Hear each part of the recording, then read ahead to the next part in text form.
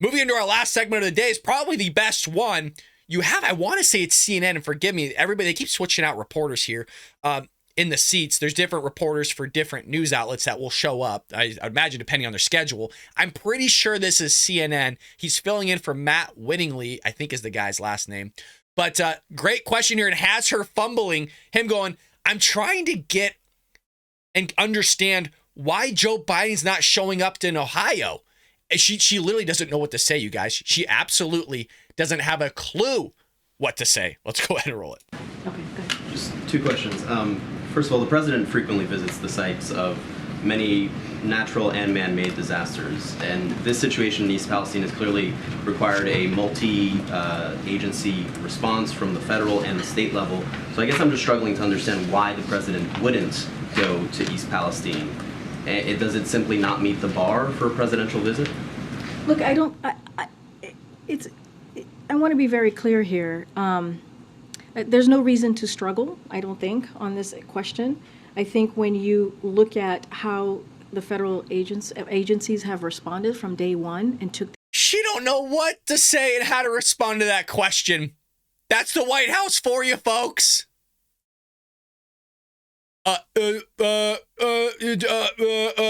This is what happens when you have somebody running an office that doesn't have a clue. Like, who's his team? Who's his team going, Mr. President, make sure you go to Ukraine while this stuff's happening. Perfect time to fly over there. That's why there's losing support for Ukraine, by the way. Like, as the long time, as the time that's increasing here of us funding them and giving them weapons and all this other stuff, the polls are going down. Americans have had enough of it. So we're funding them and not taking care of ourselves. We got enough to worry about here, let alone Zelensky begging and freaking demanding certain things, putting a freaking Ukrainian flag in Congress. That pissed me off, man. That really did. The American flag belongs here, not the Ukrainian flag.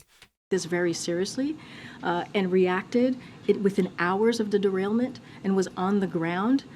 This is the Environmental Protection Agency, as I was saying. They are the ones that deal with these types of Still hasn't answered the question. They're the one that are the leaders on this. And it didn't stop with the environmental... You're right there, buddy? It's my family, but everyone's okay. Down. All right. And it didn't stop. What I want to say is that it didn't stop with the Environmental Protection Agency. Again, FEMA, CDC. That's all different from a presidential visit. No, it's look. I want to be very clear here. I don't have anything to share on a presidential visit. Because it's not in your binder. It's not in your binder. That's why she's looking down. Or anything to announce, but it does matter that the president put forth a multi-agency kind of reaction to this, taking it seriously. Showing up, right? Look, showing up is having the Environmental Protection Administrator on the ground. Showing up is having the DOT Secretary on the ground to talk about what is the next process, holding to account the company that caused the spill. That's what you're seeing from Secretary Buttigieg today. Showing action is also seeing that HHS, CDC, FEMA, all of these guys are on the ground at the direction of this president. So that is taking this very seriously. When the president was in Poland, he took calls and called and reached. You guys, they give the exact same messaging on everything. Everything that's literally a dumpster fire, they give the same messaging. Oh, well, let me be clear. Let me be serious. The president cares. It's his number one issue. He understands the American people and what they're going through and their struggles. You want to know the prime messaging that they use this on is immigration.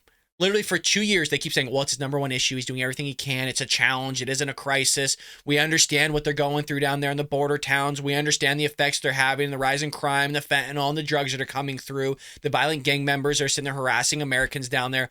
We understand what they're going through. The president is really on it. All the while, literally every month, he's breaking a new record, shattering a new record every month. And it's the same exact messaging you're hearing here.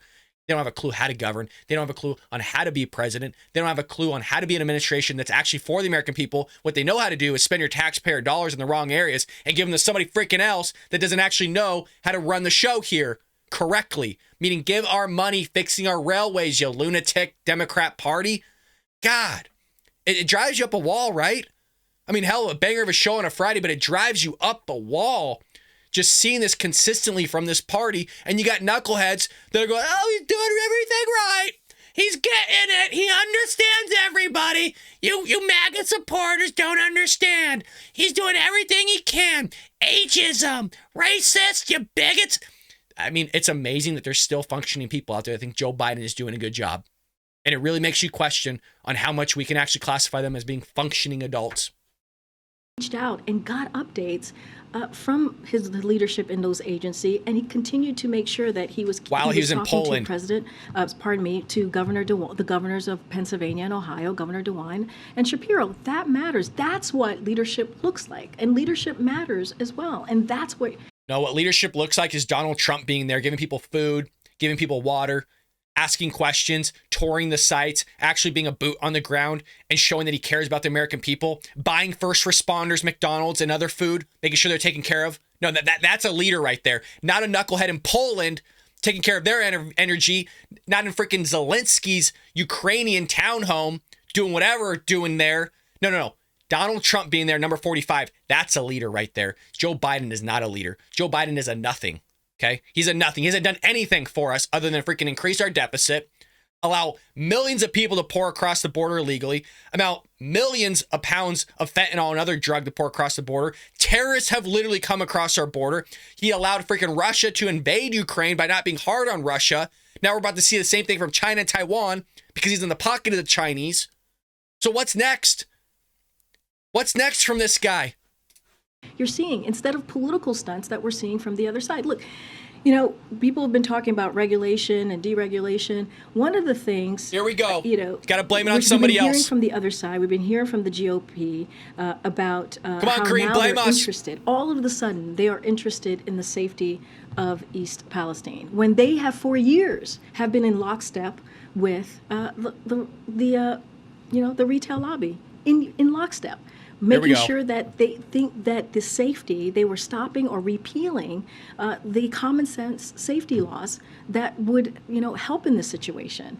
I understand that it we're waiting to see the investigation. Maybe it would have helped or not helped, but it doesn't. Just make a huge accusation. Well, we're gonna wait till to see if once the investigation actually comes out, if what I just said was true or not. This is a lady that literally won't answer any hypotheticals, but when it comes to bashing Republicans and giving them the middle finger and doing everything she can to make them look bad and put negatives on them, she'll freaking give hypotheticals left and right. She'll actually cite things that we don't even know to be true yet because they haven't done the investigation of what she just said. What matters is there is real, true ways to create safety as it relates to rail, and they've been against that for years. Yeah. Blame Republicans. Years against that. In the lockstep with rail lobbyists, and so there is a false comparison here, and we're just gonna have to call that out. Just on the new asylum. Just a false comparison. And we're gonna have to call that out. We're not going to call up the fact that Joe Biden's not there. We're not going to call up the fact that the guy's not doing his job. We're not going to call up the fact that he's in bed with the Chinese. We're not going to call up the fact that the Hunter Biden laptop's leading to massive amounts of probably embezzlement of money, allegedly. I mean, we're not going to call it anything the guy does because he does everything right. Joe Biden has not made a single mistake since he's been president. He's doing a fabulous job. According to Karine Jean-Pierre and the rest of the Democrat Party, he's an A+ president. So much so that he's literally going to run again. That's how great he is because they don't have a bench. They don't have anybody that's lined up other than Pete Buttigieg, who literally just destroyed his entire career because he couldn't show up to a small town to make sure that the people are okay and actually do his job correctly. I hope you enjoyed that clip from the Bald Brad Show. If you did, make sure to hit that subscribe button so you can stay up to date on all our future content.